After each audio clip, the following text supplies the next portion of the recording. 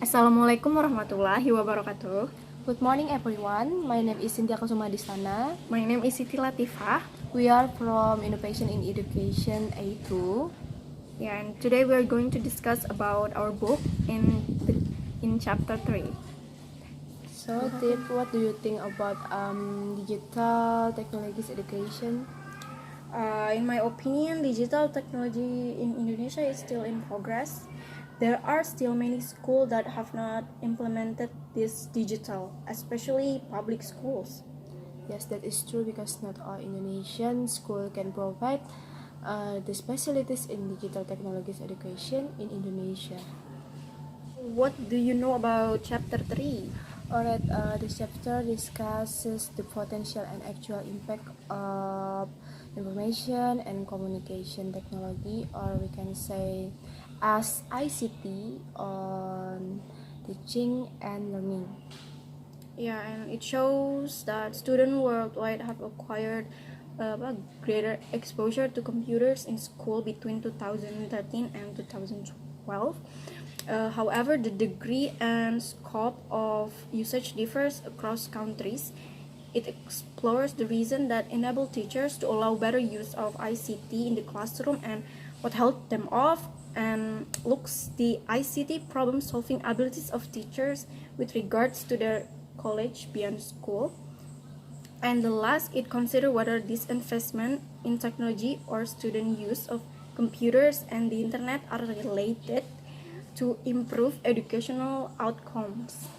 There are several reasons for developing educational policies that aim to infuse ICT deeper into school and teacher practices. For the first is as a tool. ICT tools and the internet hold the promise to improve the traditional learning experiences of children and adolescents, and may act as a catalyst for broader change where such change is desirable.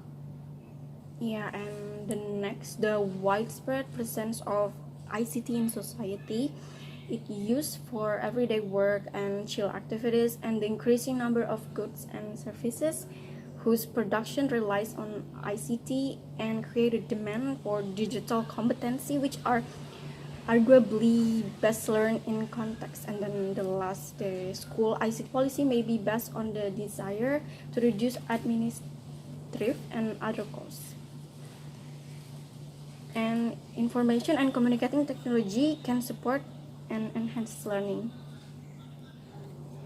And the third, while learning with and about ICT might occur outside of school, early education can play a key role in ensuring that everyone can use this technology and benefit from it, bridging the gap between rich and poor. And finally, school ICT policies may be based on a desire to reduce administrative and other costs. Where teacher shortage exists or can be expected, ICT policies can complement other actions taken to attract and retain teachers in the profession. Yes.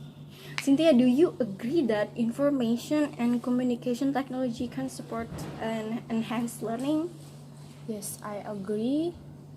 With access to computer and the internet, students can search for information and acquire knowledge beyond what is available through teacher and textbooks. Yes, I agree with your opinion. And also, ICT can provide students with new ways to practice their skills, such as maintaining a web page or online publication, and then programming, computers, talking and listening to native speakers, and learning a second language, and or preparing a multimedia presentation, whether alone or as a part of remotely connected team.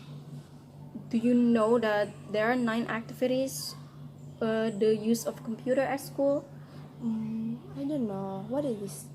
Okay, there are 9. The first one is online chat, and then using email, browsing the internet for schoolwork, and then downloading, browsing or uploading material from the school website, and then they can posting work on the school website, or playing stimulation at school, practicing and repeating lesson, for example, when learning a foreign language or mathematics, and then doing individual homework on a school computer and using school computers for group work to communicate with other students.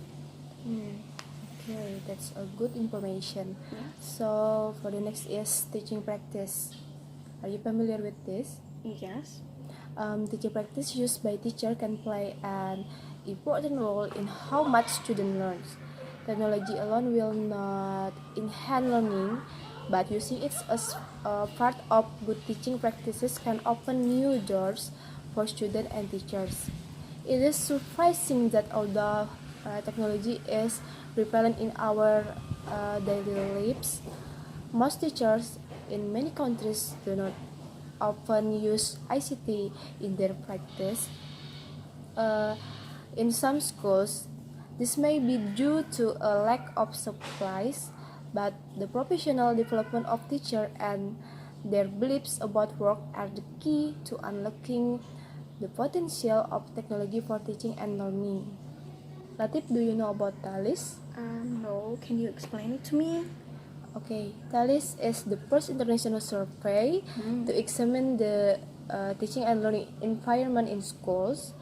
It asks teachers and principals about their work, their school, and their classroom. This cross-country analysis helps countries identify other countries facing similar challenges and learn about their policies. TALIS in 2013 is focused on lower secondary education teachers and their school principals, and the sample of 200 schools in more than 30 countries and 20 teachers in each school. Okay, that's a good information about TALIS. Yes. Okay, so since do you know that students who use computers are most different in terms of students who are rarely use a computer at all? Yes. The use of computer itself may be the cause from various levels of digital skill. For this reason, it is not possible to wait for this kind of association. However, these patterns show there's no need to use a computer often to perform well in digital reading. Overall, the pattern that most often appear in PISA data when using a computer is related to student skill as a weak or sometimes negative relationship between investing in use and performance of ICT. While the correlational nature of this finding is difficult, draw guidelines for policy from it. These findings are very similar to the emerging consensus in the research literature. Okay, so based on PISA, introducing digital technologies in school has not resulted in the promised improved efficiency through better result at a lower cost. Based on studies that use more rigorously designed evaluation, there is a weak or even negative association between the use of ICT in education and performance in mathematics and reading, even after accounting for differences in national income and in the socioeconomic status of students and schools. Yes, I agree. And then school and education system are not ready yet to realize the potential of this technology, and the appropriate condition will need to be shaped if they are need to become ready.